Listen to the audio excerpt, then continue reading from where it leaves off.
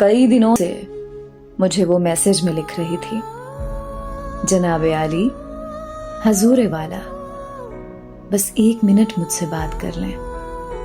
मैं 1 मिनट से अगर तजावुज करूं तो बेशक ना कॉल सुनना। मैं जेरे लब मुस्कुरा के लिखता, बहुत बिजी हूं, अभी नई नज्म हो रही है। वो अगले मैसेज में फिर ये लिखती, सिसकती रोती बिलकती नज्मों के उम्दा शायर, तुम अपनी नज्में तराशो लेकिन कभी तो मेरी तरफ भी देखो, कभी तो मुझसे भी बात कर लो, बस 1 मिनट मेरी बात सुन लो। मैं हंस के लिखता, फजूल लड़की, बहुत बिजी हूं, बस 1 मिनट ही तो है नहीं ना। वो कई दिनों तक खामोश रहती। फिर एक दिन मैंने उसकी हालत पे रहम खाकर जवाब लिखा, बस 1 मिनट है और 1 मिनट से ज्यादा बिल्कुल नहीं सुनूंगा। तो उसने ओके लिखा और एकदम से कॉल कर दी। मैं कॉल पिक करके चुप खड़ा था। वो गहरा लंबा सा सांस लेकर उदास लहजे में बोली, सर जी, मैं जानती हूं कि 1 मिनट है और 1 मिनट में मैं अपने अंदर की सारी बातें किसी भी सूरत ना कह सकूंगी।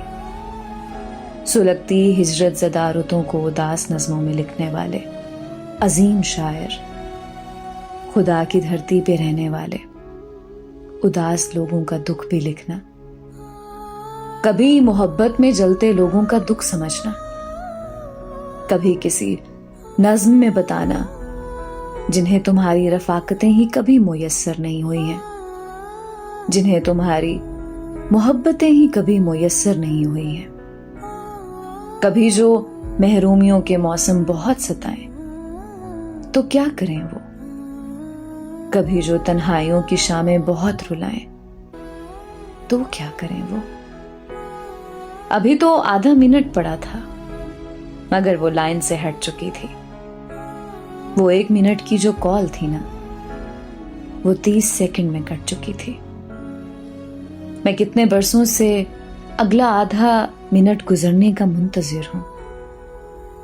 वो नरम लेकिन उदास लहजे में बात करती, उदास लड़की मेरी समात के अध खुले दर से यूं ही अब तक लगी हुई है, हटी नहीं है, बहुत से सालों से चल रही है।